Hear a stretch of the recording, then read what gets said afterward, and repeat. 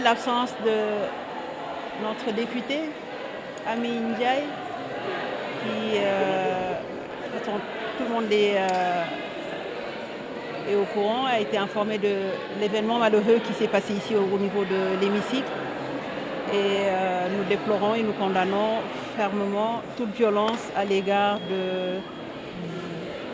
d'une femme, mais même au-delà, au niveau de l'hémicycle.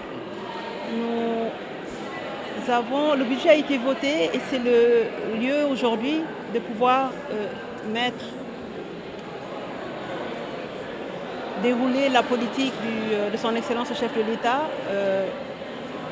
par rapport à ce secteur qui est la microfinance et l'économie sociale et solidaire. Nous l'avons exposé tout à l'heure face aux députés pour expliquer l'articulation qui sera faite entre la microfinance et l'économie sociale et solidaire pour permettre à tout financement d'avoir beaucoup plus d'impact et de permettre aussi le développement des terroirs.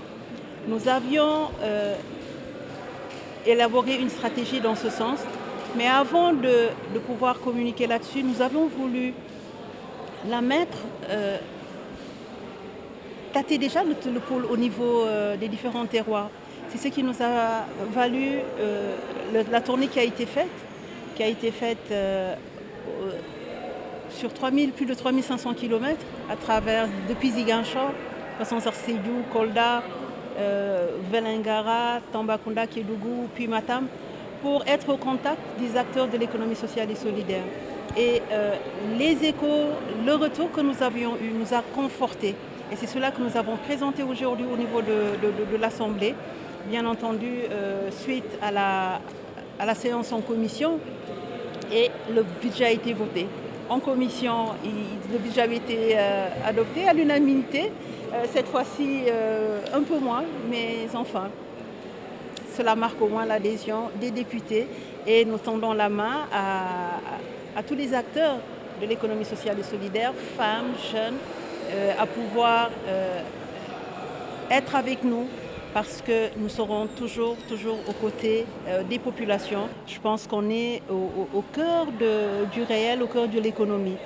Les acteurs qui seront accompagnés, ce sont des acteurs qui seront dans la production, ce sont des acteurs qui permettront le plein essor des activités au niveau des différents terroirs. Ce sont des acteurs qui impulseront le développement des différents terroirs. Et toute cette somme d'avancées permettront vraiment le développement de notre pays et permettront cette redistribution de croissance qui a été à l'initiative de l'économie sociale et solidaire comme deuxième initiative de ce quinquennat. C'est bon de préciser que le ministère a deux programmes. Le programme promotion de la microfinance et le programme de promotion de l'économie sociale et solidaire. Pour ce qui est du programme de promotion de la microfinance, le rôle de l'État, c'est vrai, au niveau du ministère, il y a des programmes. Il y a le Promise avec la finance islamique qui permet de diversifier l'offre en produits financiers.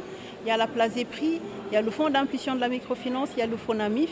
Mais le rôle de l'État, c'est d'abord de mettre en place un dispositif pour permettre aux différents acteurs de pouvoir exercer de la meilleure des manières possibles leur activité économique. C'est dans ce sens que le ministère promeut les SFD qui, aujourd'hui, il faut le reconnaître, sur l'année dernière, je pense que c'était à 450 milliards de crédits octroyés. Donc ce n'est pas un petit secteur. Ce n'est pas aussi à travers les différents fonds qui sont logés au niveau du ministère que l'octroi des crédits se fait, mais il est bon de souligner qu'à travers le fonds d'impulsion de la microfinance, le FONAMIF, l'atteinte de l'objectif en termes d'inclusion financière sera boostée. Sera boostée dans le sens où les mutuelles qui peut-être ne gagnent pas, il n'y a pas une rentabilité immédiate, à aller dans certaines zones parce que trop éloignées du centre ou parce que n'étant pas dans des zones où le potentiel économique, où l'activité économique, même si le potentiel économique est énorme, ces mutuelles-là doivent être accompagnées pour permettre à tous Sénégalais, quel que soit le lieu où ils se trouvent au niveau du territoire national, puissent accéder à ces services financiers décentralisés, mais aussi